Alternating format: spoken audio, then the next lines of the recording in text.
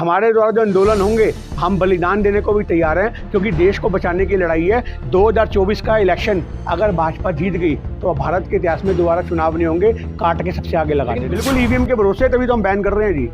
EVM के भरोसे उनकी जबान है, हम बैन करवाएंगे ईवीएम को। तक ईवीएम से सरकारें चुनी जाएंगी जब तक लोगों के हितों को दबो कुचलों को दबाया जाए। जनता को अगर जागृत करना है, जनता को बचाना है, तो ईवीएम का बैन होना बहुत जरूरी है। हाथी का गू खाने वाली कहावत सुने, गू खाओ तो हाथी का खाओ, तो वही वाली बात है। ये बात जनता माथा पीट रही है जी, जनता माथा पीट रही है। वोट डालने वाले आदमी आप हमारे मोहल्ले में हो, अपनी दीवारों पर सर मारते हैं। आधों के तो माथों पे खून निकला है, मैं पहुंच के आया रुइयां लेकर के। हमने तो निगम पार्षद चुना था कांग्रेस का, ये निकल के आ रहा है आम आदमी का, ये निकल के आ रहा है भाजपा का। ये कैसे हो गया, ये कैसे हो गया? 60 वोट कांग्रेस को पड़ रहे हैं, जहाँ इन्हें 5 वोट नहीं पड़ रहे वहां ये 65 वोट ले आए। यानी कि हमारे द्वारा डाली की साढ़े खटके पट पट पट पट कमल का फूल खिला गए। आप हैकिंग की बात कर रहे हो, आप ईवीएम मशीन ला करके तो दो बड़े बड़े इंजीनियरों को, वो आपको हैकिंग मशीन के अंदर से भाजपा की फोटो निकाल के दिखा देंगे। आप बटन दबाओगे बीजेपी का मोदी की फोटो बाहर आएगी, इतनी बड़ी हैकिंग करके दिखा देंगे। वो आप क्या बात कर रहे हो? हैकिंग नहीं हो सकती। आज यही वजह है जो ये राष्ट्रीय सम्मेलन आप देख रहे हो 2023 का बोर्ड, इसके पीछे आपको किसी पार्टी का लोगो नहीं दिखेगा। क्यों? क्योंकि जनता के मुद्दों की बैंगन मोदी मैजिक है। आज देश के लोग अपना माथा पीटते हैं, आज देश के लोग किडनियां बेचने को तैयार है मोदी के नाम पे।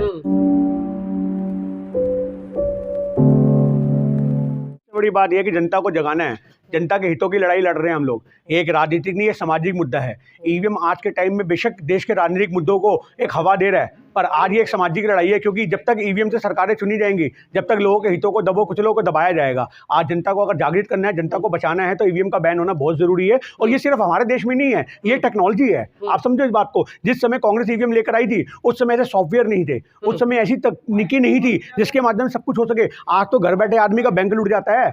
आप ओटीपी बताओ ना बताओ, आपका क्रेडिट कार्ड खत्म हो जाता है। आज क्या नहीं हो रहा देश के अंदर? तो आज इतनी टेक्नोलॉजियां आ चुकी हैं जिससे देश लूटा जा रहा है, बैंक लूटा जा रहा है। आज लोगों को आज खड़े खड़े आप समझ रहे हो बर्बाद करने की नीतियां आ चुकी हैं। तो ये ईवीएम की क्या औकात है जो हैक नहीं हो सकती? लेकिन विरोध तभी होता है जब आप हार जाते हैं। हिमाचल आप जीते, हमने उससे पहले भी आवाजें उठाई हैं ईवीएम को लेकर के। हम तो शुरू से कहते हैं कि हम बेशक जीत रहे हैं, फिर भी हम कहते हैं ईवीएम नहीं होनी चाहिए। हम तो खुद कह रहे हैं भैया, क्योंकि वो हमें आज की डेट में फेयर डीलिंग देखने को मिलती है। जिन जगह हम चुनाव जीतते हैं, आप जो बात करते हो, वहां पर ईवीएम का छेड़ाखानी नहीं किया जाता, बल्कि वहां तो भाजपा अगर हमें कहीं पे वोट कम भी पड़ रहे होंगे ना, तो भी बोल दे कि चुनाव आयोग को 200-400 डाल दे इसके खाते में, ये कांग्रेस वाले जिता दे कांग्रेस वाला। क्यों? क्योंकि ये चाहते हैं कि हमारे लिए एक मौका छोड़ दे जाए।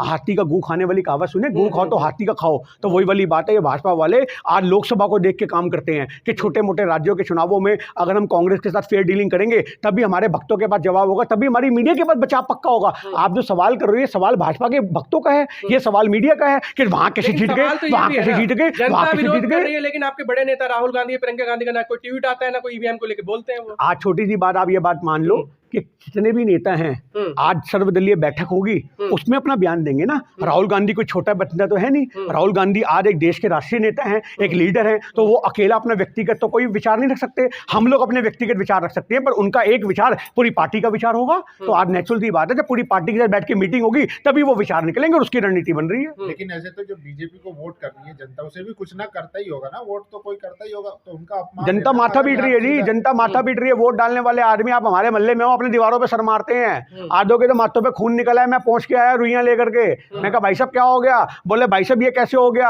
हमने तो निगम पार्षद चुना था कांग्रेस का, ये निकल के आ रहा है आम आदमी का, ये निकल के आ रहा है भाजपा का। ये कैसे हो गया, ये कैसे हो गया? अरे 100 आदमी अगर एक बूथ पे हैं तो 100 बोल रहे हैं भैया, 60 बंदे बोल रहे हैं मीटिंग में। हमने वोट दिया किसको? कांग्रेस को। और वहां 65 वोटों से जीत गया कौन? भाजपा का।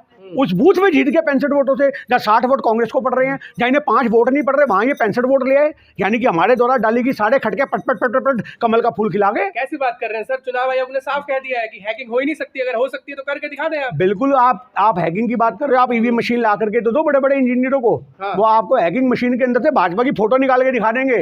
आप बात कर रहे हो, आप बटन दबाओगे बीजेपी का मोदी की फोटो बाहर आएगी, इतनी बड़ी हैकिंग करके दिखा देंगे। वो आप क्या बात कर रहे हो? हैकिंग नहीं हो सकती। अरे आज की डेट में स्कूल कॉलेजों में पता नहीं किस किस को बिठा के किस किस के पेपर हो जाते हैं। आप बात कर रहे हो क्या नहीं होता देश के अंदर? आज देश में पैसा चलता है जी, पैसा। आज चुनाव आयोग को भी बोटियां फेंकी जाती हैं, तब वो बिक जाते हैं। ईमान बेच चुके हैं आज लोग। आज जब तक देश में लोग ईमान बेच के बैठेंगे, देश मजबूत नहीं होगा। आज ईमान परस्त लोग ही नहीं रह गए हैं। आप समझो इस बात को। आज लोग अपने ईमान का सौदा करके देश का सौदा कर रहे हैं। 2 नोटों के चंद टुकड़ों पे अपना देश बेच रहे हैं। अरे कहाँ गया वो भगत सिंह राजगुरु का देश, जिसके अंदर क्रांति होती थी, विचार होते थे? क्या आज हमारे देश के क्रांतिकारियों ने इसलिए देश को आजाद कराया था कि हम लोग किसी राजनीतिक राजनीतिक पार्टी के गुलाम बन जाए। आज यही वजह है जो ये राष्ट्रीय सम्मेलन आप देख रहे 2023 का बोर्ड, इसके पीछे आपको किसी पार्टी का लोगो नहीं दिखेगा।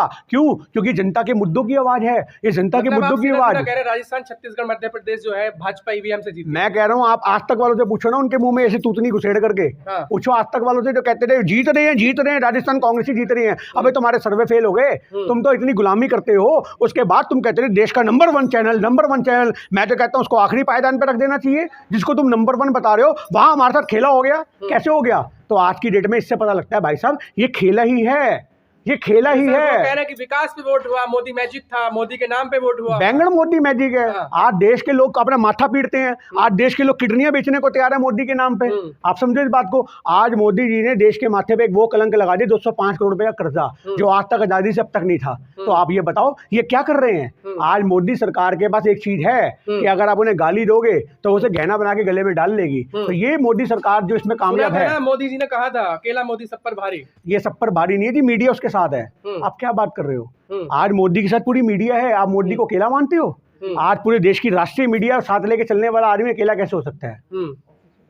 ईवीएम को लेकर आप क्या प्लान है आगे बंद कराने के लिए? ईवीएम को लेकर के हमारा सिंपल सा प्लान है, गली गली जाएंगे, लोगों को जागरूक करेंगे। जो हमारे संगठन के लोग हैं, वो संगठन के लोग बड़े आंदोलन को जन्म देंगे, और जब आंदोलन होंगे, रणनीतियां फेल होंगी, कुछ पास होंगी, और हमारी जो आवाज़ है वो जनता तक जाएगी, और ये मुद्दा एक बड़े लेवल तक जाएगा, जिसके माध्यम से हम ईवीएम को खत्म कराने का काम करेंगे। कह रहे लीडर ही जब पनौती है, राहुल गांधी को बीजेपी कह रही है कि वही पनौती है, आप वहां नहीं देख रहे हैं, ईवीएम पे दोष बन रहे हैं। कितनी बार वो चुनाव हार चुके हैं, 2014 में हारे, 19 में हारे, राज्यों में हारे, लेकिन उस पे आप काम नहीं कर रहे हैं, गलतियों पे अपनी और ईवीएम पे दोष। इसको योद्धा कहते हैं जी। रणभूमि में वही हारता है जो मैदान में उतरता है। जीतने वाले तो एसी रूम में आज भी बैठे हैं। बार बार अपने हौसलों को मजबूत करके ज़मीन पे उतरना, ये एक सिर्फ और सिर्फ मजबूत सुदृढ़ आदमी ही कर सकता है। और राहुल गांधी के पास जो ताकत है ना अपने मजबूत इरादों की, वो देश में किसी नेता के पास नहीं है। और राहुल गांधी प्रधानमंत्री तो बाद में बनेंगे, पर आज वो लोगों के दिलों में जन नेता बन चुके हैं। आप इस चीज़ को नहीं भूल सकते हो। पनौती जो टेक दिया था मोदी जी को, बैकफायर कर गया वो। ये आपको लगता है देश में पनौती तो वही है? आज तक कोई ऐसा काम बता दो देश हित में मोदी के राज में हुआ हो। मैं आपसे पूछता हूँ, आप इतने जगह जगह लोगों के इंटरव्यू सुनते हो, आप देश हित में मुझे कोई एक काम बता दो जो देश हित में हो। बताओ, आपकी भी जबान नहीं खुलेगी। चुप हो गए आप लोग। राशन मिल रहा है देश में, मंदिर ये राशन मिलना देश हित का नहीं होता। ये तो भिखमंगा देश को बनाना होता है, जो देश के लिए कलंक है। कि अगर 80 करोड़ लोग जिस देश के अंदर आजादी के इतने सालों बाद भी 5 किलो गेहूं के लाइनों में लग रहे हैं, ये तो माथे पे कलंक है। क्या किया तुमने आज तक? क्या किया? क्या बात कर रहे हो? 5 किलो गेहूं के अंदर भी लोग एक टाइम की रोटी खाते हैं, एक टाइम पानी पीते हैं, आपके लिए भूखा नहीं सोता। आप क्या बात कर रहे हैं? क्या राम मंदिर देश हित में नहीं है? बिल्कुल हित में नहीं है, वो धर्म हित में है। धर्म देश में कैसे जोड़ दोगे आप? आज की डेट में यही तो, मेरी बात सुनो, आस्था से पेट नहीं भरता। राम मंदिर के बाहर बैठ के आपको रोटी तो मिल जाएगी, पर आपके परिवार को नौकरी नहीं मिलेगी। आप उनको नौकरी के लिए क्या करोगे? सबके कटोरा पकड़ा दोगे, कहोगे बैठ जा। बताओ, आज देश हित में क्या होता है? इंडस्ट्रियां खुलना। देश हित में क्या होता है कि जो आपके इंडस्ट्रीज हैं, लोगों के रोजगार है, वो सब कुछ मिलने चाहिए। पर आज देश हित में क्या हो रहा है? मंदिर मस्जिद की बात हो रही है। वो मस्जिद को ढा दो, उस मस्जिद को घेर दो। अभी मथुरा बाकी है, अभी काशी बाकी है, अभी फलाना बाकी है, अभी ढिमकाना बाकी है। अरे जो बाकी है उसको तो पूरा कर दो। लोगों की नौकरियां दो, रोजगार दो, धंधे दो, काम दो। बेटियों पे बलात्कार हो रहे हैं, उसके लिए एक कानून बनाओ। उसके लिए तुमसे कुछ नहीं होता। तुम्हारी पार्टी के लोग बलात्कार करते हैं, तुम उनको क्लीन चिट दे देते हो, उसके बाद राज्यसभा भेजते हो, कभी संसद बना के मुख्यमंत्री बनाने की बात करते हो। तो ये हमारे देश के अंदर सोचने की बात है कि जिस देश के अंदर हमारे देश को ही कमजोर किया जा रहा है, वहाँ राजनीतिक दल बेशक मजबूत हो रहेंगे, पर देश कमजोर। आगे तो बढ़ा रहे, 33% रिजर्वेशन दे रहे पार्लियामेंट में, और क्या चाहिए? ये आगे बढ़ गई। महिलाएं उस दिन आगे बढ़ती जिस समय गुजरात के अंदर जो बहन बेटी का बलात्कार हुआ था, उसके आरोपियों को सजा मिलती। क्या नाम था वो मुस्लिम महिला का 2002 के वाली? हाँ, बिल्किस बानू। जब महिलाएं मजबूत होती, आप क्या बात कर रहे हो? हाथरस की बेटी को आपने, मनीषा को देखा, क्या किया मनीषा वाल्मीकि के साथ? आधी रात को जला के फूंक दिया। उत्तराखंड की आपने लड़की नहीं देखी जिसको भाजपा वाले ही धंधे में उतारने की बात कर रहे थे? अरे जिस देश के अंदर बेटियों का शोषण किया जाएगा, वो राजनीति में तुम 33 दो या 66 दो, वो घर से नहीं निकलेंगी। उनको पता है भाजपा में जाने का मतलब है अपना शोषण करना। आज इनके नेता ऐसे हैं, कमर में हाथ डाल डाल के फोटो खिंचाते हैं। कितनी वीडियो वायरल होती है इनके नेताओं की। इनके नेताओं का बुढ़ापा खत्म नहीं हुआ अब तक, और जवानी साथ में लिए फिरते हैं ये लोग। तो आज सोचने की बात है कि जब तक इनके ऐसे गंदे नेता रहेंगे, समाज में बहन बेटियां, तुम 33% दो, 66% दो, घर से नहीं निकलने वाली। लेकिन फिर भी कॉन्फिडेंट है वो कि 400 पार ही है इस बार। बिल्कुल ईवीएम के भरोसे, तभी तो हम बैन कर रहे हैं जी।